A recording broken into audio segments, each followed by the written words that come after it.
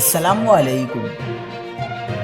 کراچی میں ڈکیتی مزاحمت پر شہری زخمی، مشتعل ہجوم کے تشدد سے مبینہ ڈاکو ہلاک، تشویشناک خبر آ گئی۔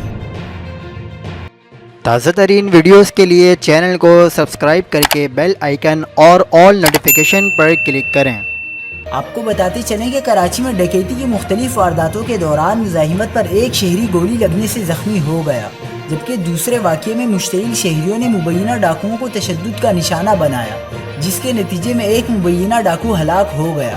نیو کراچی کے صنعتی علاقے سیکٹر 11G عیدگاہ گراؤنڈ پر شہریوں نے 2 مبینہ ڈاکوؤں کو تشدد کا نشانہ بنایا۔ دونوں زخمیوں کو عباسی شہید اسپتال منتقل کیا گیا، جہاں ڈاکٹروں نے بتایا کہ ایک زخمی مبینہ ڈاکو دم توڑ چکا ہے، جبکہ دوسرے کو طبی امداد کے لیے داخل کر دیا گیا ہے۔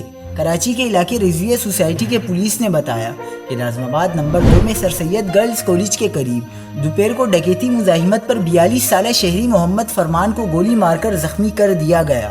مزید خبروں کے لیے دیکھتے رہیے حق پاکستان نیوز۔